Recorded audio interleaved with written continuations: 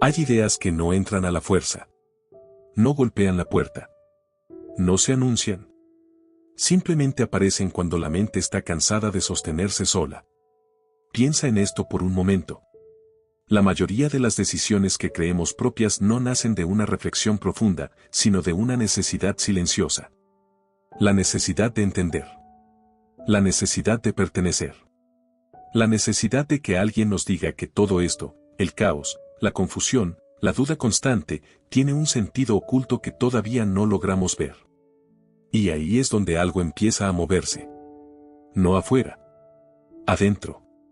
Nadie despierta un día pensando que va a entregar su criterio, su identidad o su autonomía mental. Eso no ocurre así. Ocurre cuando la mente baja la guardia. Cuando deja de hacer preguntas no porque haya encontrado respuestas, sino porque está agotada de no encontrarlas. Ese cansancio es la puerta invisible. Desde pequeños aprendemos a seguir. A escuchar. A aceptar relatos que nos expliquen el mundo de forma ordenada. Nos enseñan que es correcto, que es peligroso, que merece ser admirado y que debe ser rechazado. Y la mayoría de las veces eso funciona. Nos permite movernos por la realidad sin tener que cuestionarlo todo. Pero ese mismo mecanismo, el que nos permite vivir en sociedad, es también el que puede ser utilizado para algo más oscuro. No por maldad explícita, sino por diseño psicológico. Porque la mente humana no busca la verdad. Busca estabilidad. Cuando una idea nos ofrece calma, aunque sea una calma artificial, tendemos a protegerla. Cuando un discurso reduce la complejidad del mundo y nos da una narrativa clara, empezamos a escucharlo con más atención.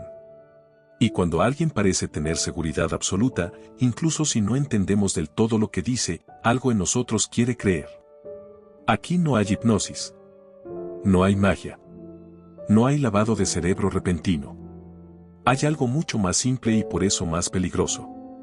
La progresiva renuncia a la duda. Todo comienza de forma razonable.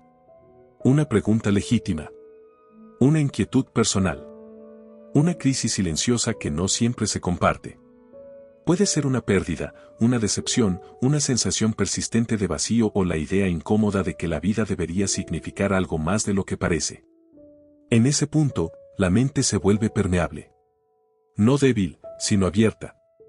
Y la apertura, cuando no está acompañada de conciencia, se convierte en vulnerabilidad. Aquí es donde muchos se equivocan al imaginar el control psicológico. No llega con cadenas, ni con órdenes, ni con amenazas. Llega con explicaciones. Llega con palabras que encajan demasiado bien. Llega ofreciendo pertenencia antes que obediencia. Primero te escuchan. Luego te comprenden. Después te explican quién eres. Y cuando alguien te explica quién eres, empieza a tener poder sobre ti. Este poder no se siente como imposición. Se siente como alivio. Como si alguien hubiera puesto en palabras algo que tú no sabías cómo expresar. Como si por fin alguien viera lo que otros no vieron. En ese momento, la mente hace algo muy humano. Baja la guardia. No porque sea ingenua, sino porque quiere confiar. Porque confiar reduce el esfuerzo mental. Porque delegar la interpretación del mundo es cómodo. Porque pensar en soledad cansa. Y así, poco a poco, se instala una sensación peligrosa. La idea de que cuestionar ya no es necesario. La idea de que dudar es una señal de falta de fe, de falta de compromiso, o de falta de claridad. Pero aquí hay algo importante que casi nadie dice. El control más eficaz no se nota. No se siente como una prisión. Se siente como un hogar. Cuando una idea se presenta como refugio, la mente deja de analizarla como amenaza. Cuando un grupo ofrece identidad, deja de parecer una estructura de poder. Cuando un discurso promete sentido, deja de ser evaluado por su veracidad y empieza a ser defendido por su utilidad emocional. Y en ese punto, algo fundamental cambia. Ya no se trata de si la idea es cierta o falsa. Se trata de lo que pasaría si la perdieras. La mente humana protege aquello que le da estabilidad, incluso cuando esa estabilidad tiene un costo oculto. Incluso cuando para mantenerla necesita ignorar contradicciones. Incluso cuando para sostenerla necesita rechazar información incómoda. Aquí nace el verdadero problema. No cuando alguien empieza a creer, sino cuando empieza a necesitar creer. Porque la necesidad transforma cualquier idea en un ancla. Y un ancla no se cuestiona. Se defiende. Desde afuera, todo esto parece evidente. Siempre lo es. Siempre pensamos que nosotros veríamos las señales. Que nosotros no caeríamos. Que somos demasiado críticos, demasiado racionales, demasiado conscientes. Pero esa confianza es, irónicamente, parte del mecanismo. La mente no se protege pensando que puede ser manipulada. Se protege creyendo que no lo será. Y así, sin dramatismos, sin escenas extremas, sin momentos claros de quiebre, la influencia comienza a tomar forma. No como una orden externa, sino como una voz interna que empieza a sonar cada vez más familiar. Una voz que ya no parece ajena. Una voz que empieza a sentirse propia. Todavía no hemos hablado de líderes. Todavía no hemos hablado de grupos. Todavía no hemos hablado de control. Y sin embargo, ya estamos dentro del terreno donde todo eso se vuelve posible. Porque antes de que alguien controle a otros, necesita algo más básico. Necesita que las personas aprendan a bajar la guardia sin darse cuenta. Necesita que confundir comodidad con verdad se vuelva algo normal. Necesita que la duda empiece a sentirse como una amenaza en lugar de como una herramienta. Esta es la puerta invisible. No se abre con fuerza. Se abre cuando dejamos de vigilarla. Y lo más inquietante de todo es esto. No se trata de otros. Se trata de nosotros. De cómo pensamos. De cómo creemos. De cómo, en determinados momentos, estamos dispuestos a entregar algo interno a cambio de una sensación de sentido. Si este tipo de análisis te resulta incómodo, si te hace cuestionar cosas que normalmente se dan por sentadas, entonces este espacio es para ti. Suscribirte al canal es una forma de seguir explorando cómo operan estas influencias invisibles y de aprender a ver lo que la mayoría prefiere no mirar. El perfil psicológico del seguidor ideal. Existe una idea cómoda que suele repetirse cuando se habla de manipulación colectiva. La idea de que solo ciertos tipos de personas caen. Personas débiles. Personas poco inteligentes. Personas rotas. Creer eso tranquiliza, porque crea distancia. Porque permite pensar esto no va conmigo. Pero esa idea no resiste un análisis serio. De hecho, cuanto más se estudian los mecanismos psicológicos de las sectas y de los sistemas de control, más claro se vuelve algo inquietante. No buscan mentes vacías. Buscan mentes activas. No buscan ignorancia. Buscan apertura. El seguidor ideal no es alguien que no piensa. Es alguien que piensa mucho, pero siente que todavía no entiende lo suficiente. Las personas más vulnerables a estas dinámicas no siempre están en el fondo. Muchas veces están en transición. En un punto intermedio. Acaban de perder algo o están a punto de redefinirse. Cambios de identidad. Crisis existenciales. Momentos donde lo viejo ya no funciona y lo nuevo todavía no aparece. En esos momentos, la mente entra en un estado particular. Se vuelve más flexible. Más receptiva. Más dispuesta a reorganizar sus creencias. No porque esté fallando, sino porque está buscando coherencia. Y la búsqueda de coherencia es uno de los motores más poderosos del comportamiento humano. La mente detesta la contradicción interna. Cuando sostenemos ideas que chocan entre sí, se genera tensión. Incomodidad. Fricción. Y el cerebro hará casi cualquier cosa para reducir esa tensión. Incluso aceptar explicaciones deficientes, siempre que sean claras. Incluso adoptar narrativas ajenas, siempre que prometan orden. Aquí aparece un punto clave. La necesidad de pertenencia.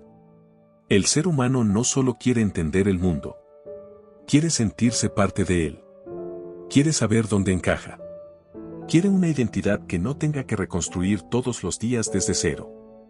Y cuando una persona siente que no encaja del todo en los espacios tradicionales, familia, trabajo, sociedad, ideas dominantes, se abre una grieta silenciosa. Esa grieta no duele de inmediato. Pero está ahí. Y cuando alguien llega ofreciendo una identidad clara, un nosotros bien definido, un relato donde todo cobra sentido, esa grieta empieza a cerrarse. No importa si el relato es verdadero en términos objetivos. Importa cómo se siente. Las personas inteligentes son especialmente vulnerables a esto por una razón paradójica. Son capaces de justificar casi cualquier decisión si la narrativa es lo suficientemente sofisticada. Pueden construir argumentos para defender lo que ya desean creer. Aquí entra en juego la disonancia cognitiva. Cuando una persona empieza a comprometerse con una idea o con un grupo, incluso de forma mínima, su mente busca coherencia entre sus acciones y su autoimagen. Si invirtió tiempo, emoción o prestigio, empezará a ajustar su percepción para reducir la incomodidad interna. No porque alguien la obligue, sino porque su propio sistema psicológico lo exige. Y cada pequeño ajuste hace que el siguiente sea más fácil. Este proceso no se siente como manipulación. Se siente como crecimiento. Como descubrimiento. Como avance personal.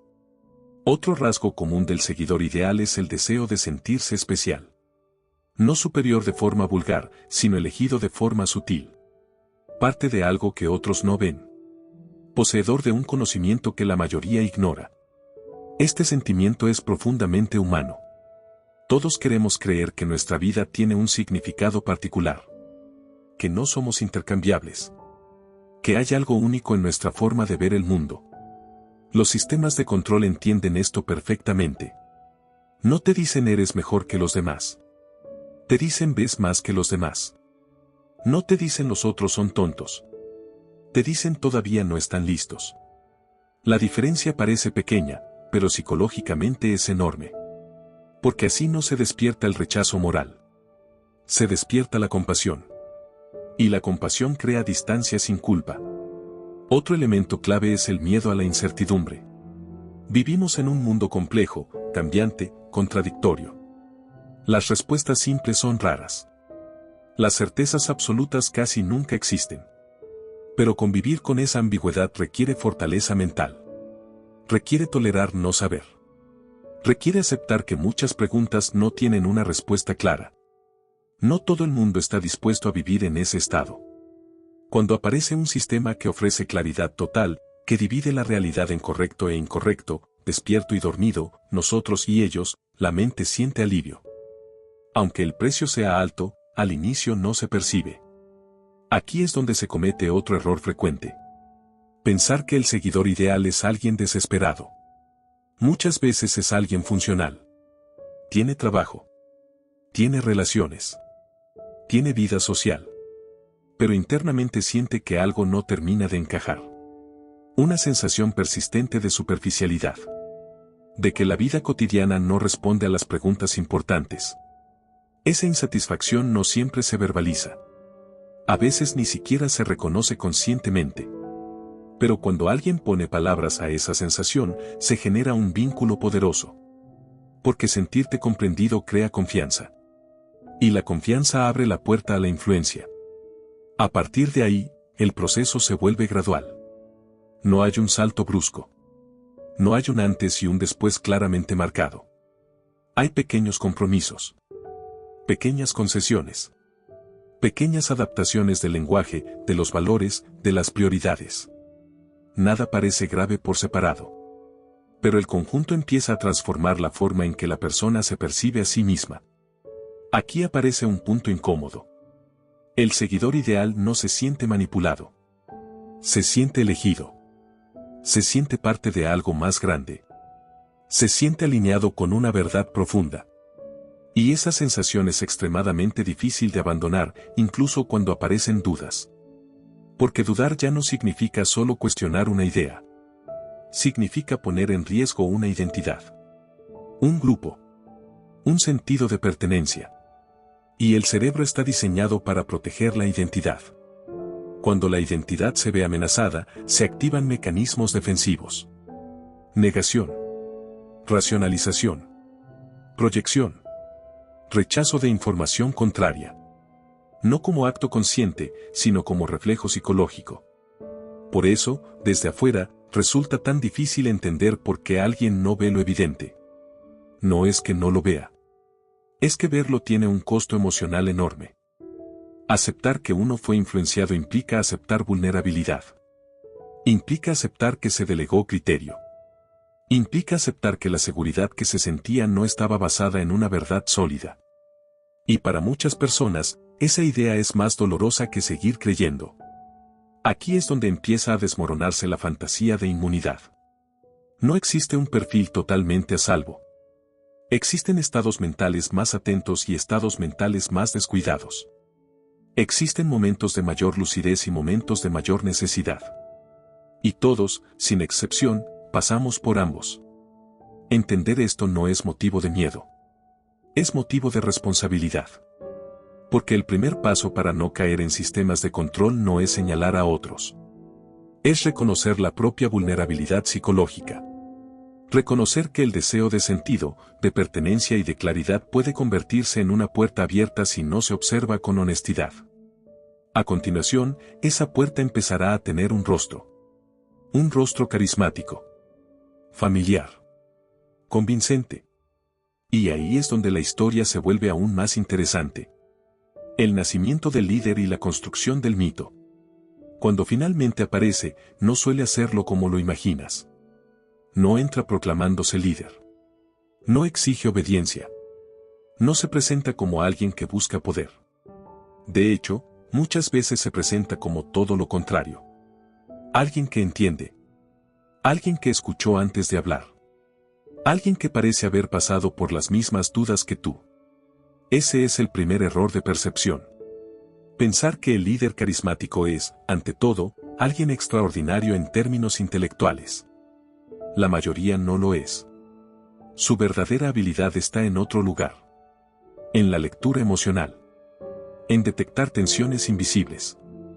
En notar lo que no se dice, pero se siente. Un líder eficaz no comienza imponiendo ideas. Comienza validando emociones. Antes de decirte qué pensar, se asegura de que te sientas visto. Antes de ofrecer una verdad, te ofrece comprensión. Y ese orden no es casual. Está profundamente alineado con la psicología humana.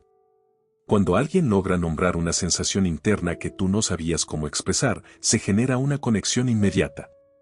No porque tenga razón, sino porque parece entenderte mejor que otros. Y entender es la antesala del poder. El carisma, en este contexto, no es encanto superficial. Es coherencia emocional. Es la capacidad de hablar desde un lugar que parece auténtico. Incluso cuando el mensaje es ambiguo. Incluso cuando las respuestas son vagas. Aquí hay algo importante. El lenguaje del líder rara vez es preciso. Y eso no es una debilidad. Es una herramienta. Las frases abiertas permiten que cada oyente proyecte sus propias expectativas. Cada persona escucha lo que necesita escuchar. Cada uno encuentra su propio reflejo en el discurso. Por eso el mensaje parece tan profundo. Porque no está completamente definido. Este tipo de lenguaje funciona como un espejo. No te da una verdad concreta. Te devuelve una versión ordenada de tu confusión. Y cuando alguien logra hacer eso, comienza a ser percibido como guía. No porque tenga todas las respuestas, sino porque parece saber hacia dónde mirar. El líder carismático rara vez promete soluciones inmediatas. Promete un camino. Un proceso. Una revelación progresiva. Algo que se irá entendiendo con el tiempo, siempre y cuando se permanezca cerca. Aquí se activa otro mecanismo clave. La inversión progresiva. Cuanto más tiempo pasas escuchando, más difícil se vuelve retirarte sin sentir que pierdes algo. Cuanto más te involucras emocionalmente, más cuesta aceptar que quizás no era lo que parecía. Y el líder lo sabe. Por eso, al inicio, no pide sacrificios grandes. Pide atención. Presencia. Escucha. Pequeños actos de compromiso que parecen inofensivos. La figura del líder se va construyendo lentamente. No se impone. Se acepta. Primero es alguien interesante. Luego alguien relevante. Después alguien necesario. En algún punto, sin que se note, se convierte en el intérprete principal de la realidad del grupo. Sus palabras empiezan a tener más peso que las experiencias individuales. Sus opiniones comienzan a funcionar como marco de referencia. Aquí ocurre algo sutil. Las personas no siguen al líder porque sea perfecto. Lo siguen porque encarna la narrativa que desean creer. Representa la promesa de sentido, de claridad, de dirección. Y esa promesa es poderosa. Para reforzarla, el líder suele presentarse como alguien que no busca reconocimiento.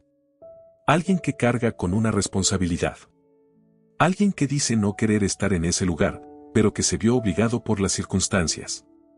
Esta postura genera confianza. Porque disfraza el deseo de poder como sacrificio. Además, el líder rara vez se coloca por encima del grupo de forma explícita al principio. Se coloca al centro. Como mediador. Como traductor. Como canal. No dice yo soy la verdad. Dice yo te ayudo a verla. Esa diferencia es crucial. Porque así, cualquier cuestionamiento al líder puede ser reinterpretado como una falta de comprensión del mensaje. No se ataca a la persona. Se protege la idea. Y cuando alguien critica, el sistema ya tiene una respuesta preparada. No se debate el contenido. Se cuestiona la intención. No entiendes todavía. No estás listo. Estás confundido. Estas frases no suenan agresivas. Suenan casi compasivas. Pero cumplen una función clara. Desplazan la duda desde el discurso hacia el individuo. Poco a poco, el líder se convierte en referencia moral. No porque lo pida, sino porque el grupo empieza a medir sus propios pensamientos en relación con los suyos. Aquí nace el mito. El mito no es una historia falsa. Es una historia funcional. Una narrativa que organiza la experiencia colectiva. El líder se vuelve símbolo. Representa algo más grande que sí mismo. Y cuando eso ocurre, cuestionarlo deja de ser un acto racional. Se convierte en una amenaza al orden interno del grupo. Este es el punto en el que el carisma deja de ser personal y se vuelve estructural. El líder ya no necesita estar presente todo el tiempo. Su voz vive en las mentes de los seguidores. Sus ideas se repiten. Se reinterpretan. Se defienden incluso cuando él no está. Ahí es cuando el control alcanza otro nivel. No porque el líder controle a todos, sino porque todos empiezan a controlarse entre sí. Entender cómo se construye esta figura no es un ejercicio de curiosidad histórica. Es una herramienta de defensa psicológica. Porque el carisma no es raro. Es común. Y aparece cada vez que una narrativa logra responder mejor a nuestras emociones que a nuestra razón. Si quieres seguir profundizando en cómo se fabrica el carisma, cómo opera el poder simbólico y por qué tantas personas confunden guía con autoridad. Suscribirte al canal es una forma de mantener activa esa mirada crítica que hoy estamos entrenando. El sistema, no el mensaje. Llegados a este punto, resulta tentador pensar que todo depende de una persona. Del líder. De su carisma. De su capacidad de influencia. Pero esa idea es incompleta. Y en cierto sentido, tranquilizadora. Porque si el problema fuera solo el líder, bastaría con eliminarlo para que todo se desmoronara. La realidad es más incómoda. Los sistemas de control más eficaces no dependen de una sola figura. Dependen de una estructura. De un entramado psicológico y social que se mantiene incluso cuando el líder se ausenta, se equivoca o desaparece. Aquí es donde el mensaje deja de ser lo importante.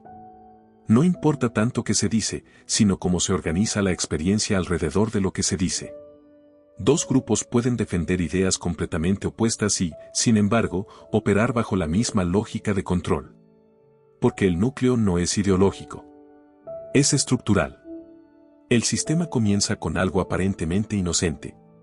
La repetición. Las ideas se repiten no para convencer, sino para normalizar.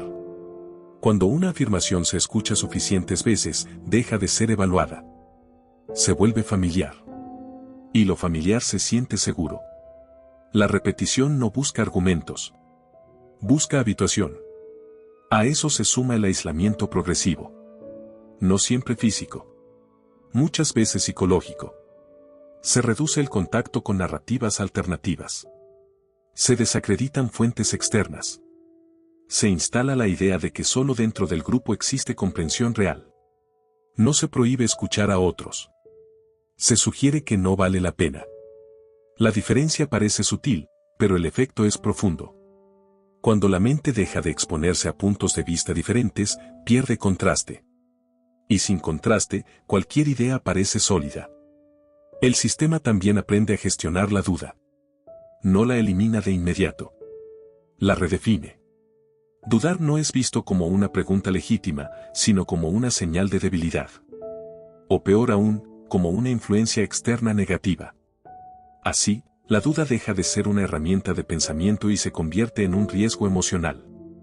Algo que hay que corregir. Aquí aparece otro mecanismo clave. La creación de enemigos. Todo sistema cerrado necesita una fuera amenazante. No necesariamente violento, pero sí peligroso en términos simbólicos.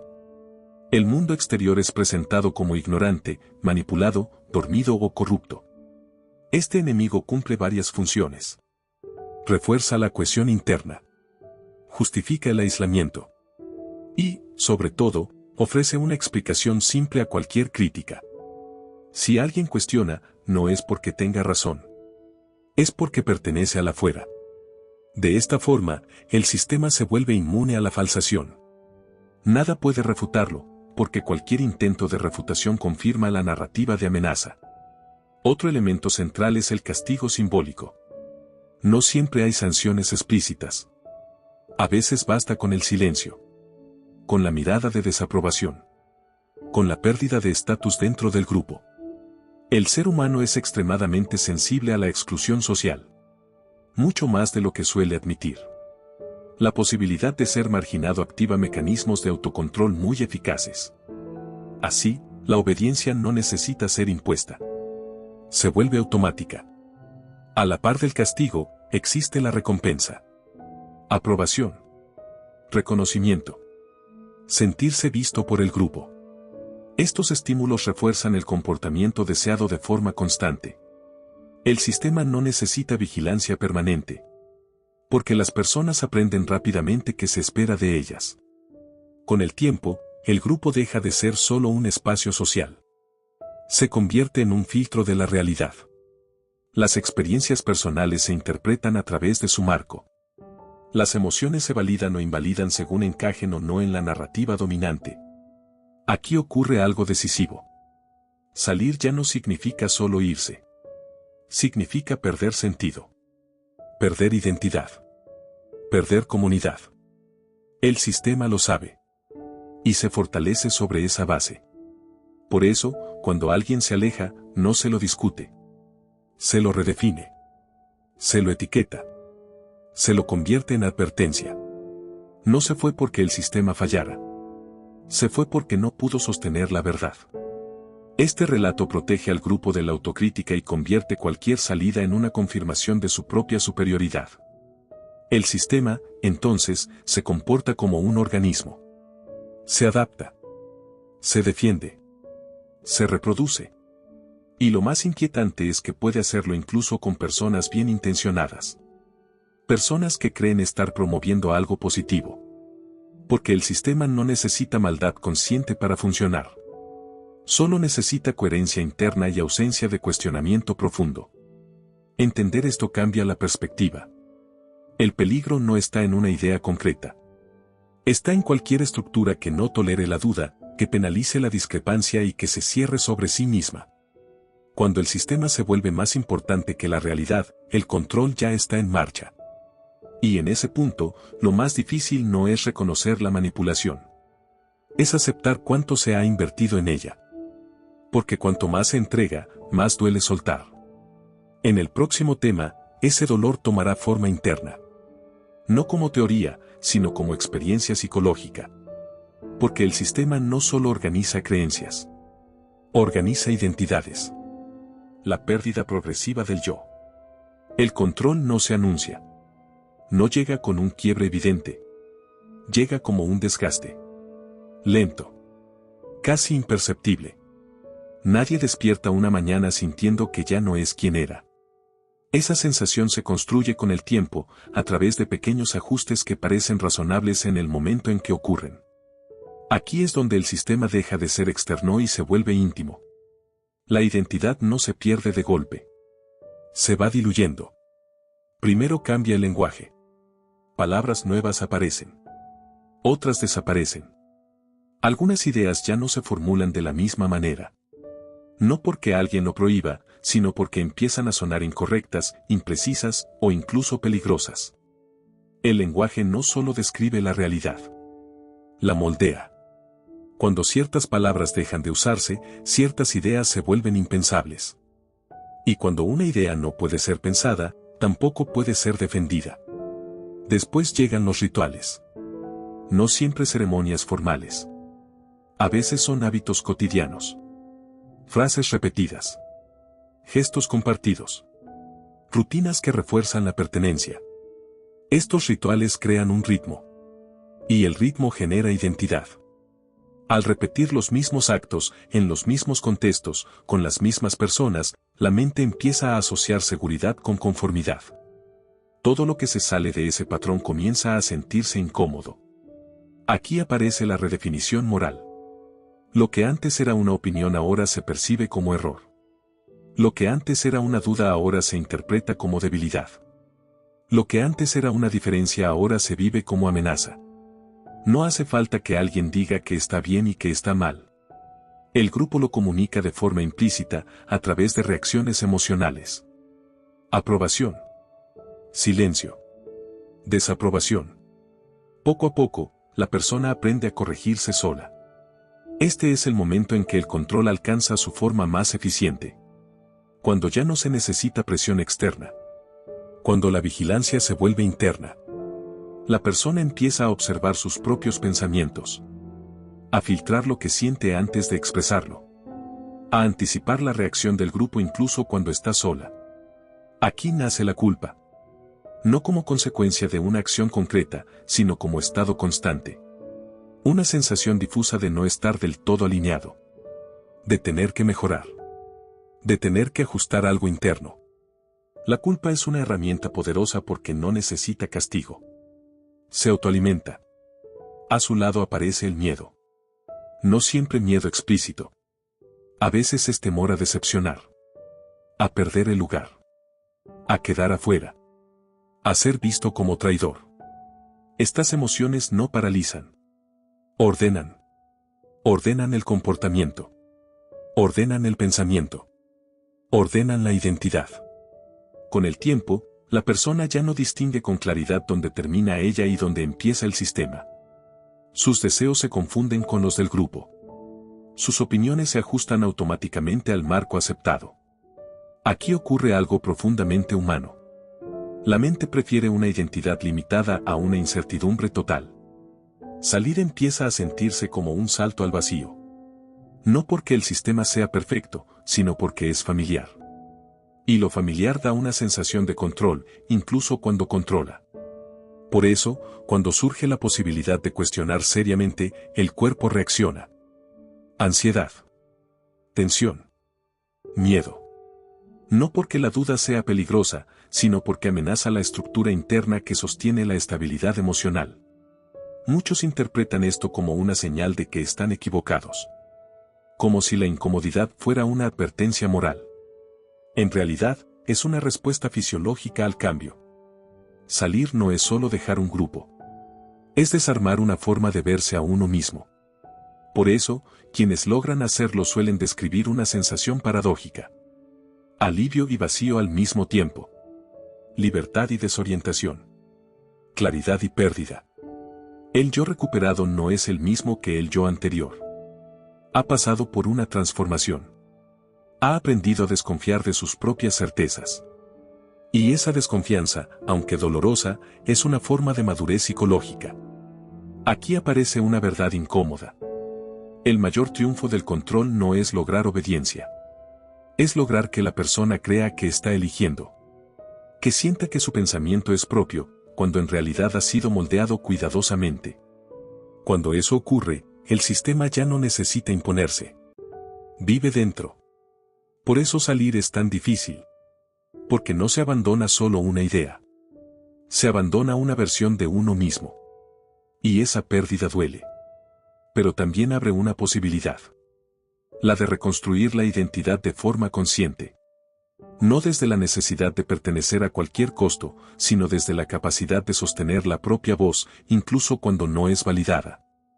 Si este tipo de análisis te ayuda a entender mejor cómo se forma y se erosiona la identidad, suscribirte al canal es una forma de seguir desarrollando conciencia psicológica antes de que otros piensen por ti. Ahora este enfoque se ampliará. Porque estas dinámicas no viven solo en espacios cerrados. Se han adaptado. Se han vuelto más sutiles. Y, en muchos casos, más aceptadas. Sectas sin templos, líderes sin túnicas. Durante mucho tiempo, la palabra secta evocó una imagen concreta. Un lugar cerrado. Un líder visible. Un grupo aislado del mundo. Símbolos claros. Rituales evidentes. Esa imagen hoy resulta insuficiente. Las dinámicas que hemos descrito no desaparecieron. Evolucionaron. Se adaptaron al entorno. Aprendieron a mezclarse con lo cotidiano. El control moderno no necesita templos. Necesita narrativas. Ya no requiere aislamiento físico. Le basta con el aislamiento psicológico. Con lograr que ciertas ideas no se cuestionen, no porque estén prohibidas, sino porque resultan incómodas de pensar. Aquí aparece una transformación clave.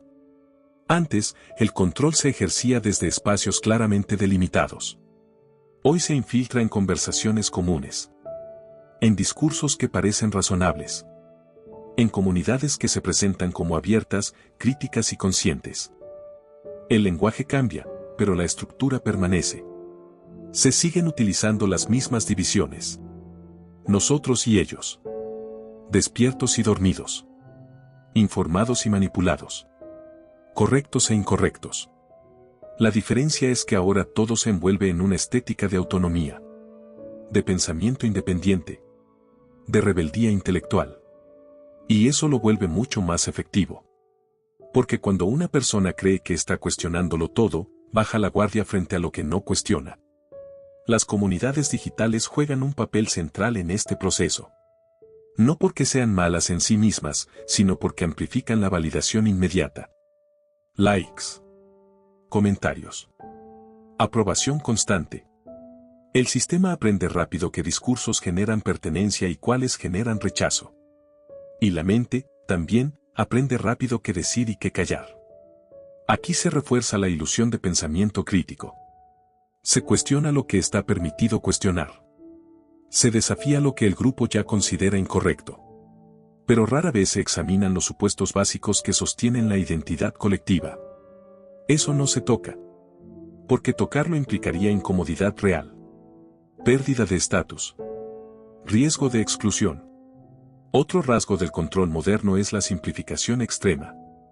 La realidad se presenta como un juego de fuerzas claras. Buenos contra malos. Verdad contra mentira. Conciencia contra ignorancia. Estas narrativas son atractivas porque reducen la complejidad. Y la complejidad cansa. Aceptar que el mundo es ambiguo, que las personas son contradictorias y que las ideas pueden tener múltiples capas requiere esfuerzo cognitivo. Mucho más que adoptar una postura clara y emocionalmente satisfactoria. Aquí entra el sentimiento de superioridad moral. No siempre explícito. A veces disfrazado de preocupación. De ironía. De compasión. Pero siempre presente. Sentirse del lado correcto del relato refuerza la identidad. Y cuanto más se refuerza, menos se cuestiona. El control moderno rara vez obliga. Seduce. Ofrece pertenencia sin exigir compromiso explícito. Ofrece identidad sin admitir que la está imponiendo. Ofrece sentido sin presentarse como dogma. Y ahí está el riesgo. Porque cuando el control no se percibe como control, deja de generar resistencia. Muchas personas creen estar fuera de estas dinámicas porque no siguen a un líder concreto o porque no pertenecen a un grupo cerrado. Pero el mecanismo no depende de la forma. Depende de la función. Cada vez que una narrativa no puede ser cuestionada sin generar rechazo emocional, estamos ante una estructura cerrada. Cada vez que una identidad colectiva se defiende más que la búsqueda de verdad, el sistema ya está operando. Lo inquietante no es que esto exista. Es que resulta cómodo. Pensar en grupo ahorra energía. Reduce la incertidumbre. Ofrece respaldo emocional. Y la mente, naturalmente, se inclina hacia lo que reduce el esfuerzo. Por eso estas dinámicas no se imponen desde arriba. Se eligen. No porque las personas quieran ser controladas, sino porque quieren estabilidad. Entender esto requiere una mirada honesta. No para señalar afuera, sino para observar adentro. Porque el control moderno no grita órdenes.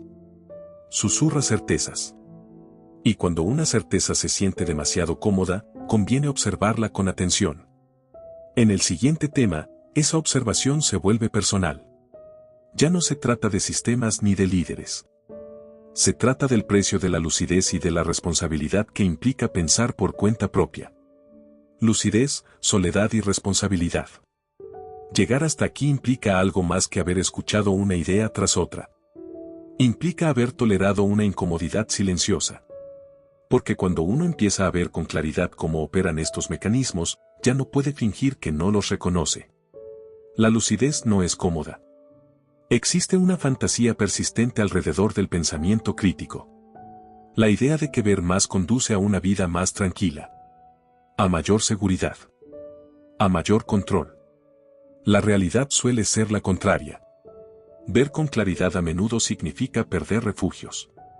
Cuando entiendes cómo se construyen las certezas colectivas, ya no puedes entregarte a ellas sin fricción. Cuando reconoces los patrones del control, empiezas a notar su presencia incluso donde antes había comodidad. Y eso tiene un costo. La lucidez tiende a aislar. No porque vuelva a la persona superior, sino porque la vuelve menos compatible con las certezas compartidas. Pensar por cuenta propia implica aceptar que muchas conversaciones se vuelven superficiales, que muchas pertenencias pierden fuerza, que muchas seguridades dejan de sostenerse. Aquí aparece una tensión profunda. El deseo de pertenecer frente a la necesidad de ser honesto con uno mismo. La mayoría de las personas no elige el control por ignorancia. Lo elige porque ofrece algo muy valioso. Dirección. Comunidad. Identidad. Y renunciar a eso no es un acto heroico. Es un acto solitario.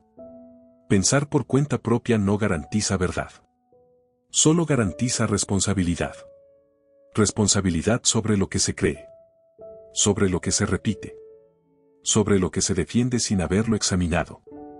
Aquí es donde muchos retroceden. No porque no entiendan, sino porque entienden demasiado bien lo que implica seguir adelante. Implica vivir sin relatos cerrados. Implica sostener preguntas sin respuestas inmediatas. Implica aceptar que la duda no es una falla, sino una condición permanente. La lucidez no elimina la necesidad de sentido. La vuelve más exigente. Ya no basta con cualquier narrativa. Ya no basta con cualquier grupo. Ya no basta con cualquier explicación. Y eso, aunque libera, también incomoda. Existe otra ilusión peligrosa. Creer que la lucidez vuelve inmune. No lo hace. Nadie deja de ser humano por comprender estos mecanismos. El deseo de pertenencia sigue ahí. El miedo a la incertidumbre sigue ahí. La tentación de delegar pensamientos sigue ahí. La diferencia está en la vigilancia consciente. No una vigilancia paranoica. No una desconfianza constante. Sino una observación profunda de las propias motivaciones. Preguntarse no solo qué creo, sino por qué necesito creerlo. Esa pregunta rara vez tiene respuestas cómodas. Pero es ahí donde comienza una forma distinta de libertad. No la libertad de estar fuera de todo sistema, eso es imposible, sino la libertad de no entregarse ciegamente a ninguno. Aceptar esta posición implica renunciar a algo muy valorado socialmente. La certeza absoluta. La identidad sólida. La pertenencia incuestionada. A cambio, se gana algo menos visible, pero más estable. La capacidad de pensar sin permiso. Esa capacidad no hace ruido. No genera aplausos. No construye seguidores. Pero sostiene algo fundamental. La autonomía mental. Y esa autonomía no se impone. Se cultiva. Día a día. Observando. Dudando. Corrigiendo. El control siempre encontrará nuevas formas. Nuevos discursos. Nuevas estéticas. Nuevas promesas. Porque no depende de una época ni de un contexto específico. Depende de la psicología humana. La única defensa real no es el rechazo automático, sino la lucidez sostenida. Llegar hasta el final de este video ya es una señal de algo. De paciencia. De interés genuino. De disposición a incomodarse. Y eso no es menor. Si este espacio te aporta una forma distinta de mirar el poder, la psicología y las dinámicas invisibles que moldean el pensamiento, gracias por haber llegado hasta aquí. Suscribirte al canal es una manera de seguir explorando estas ideas con profundidad, sin promesas fáciles y sin certezas prestadas. Porque en un mundo lleno de voces que quieren decirte qué pensar, elegir observar cómo piensas sigue siendo uno de los actos más silenciosos y más radicales que existen.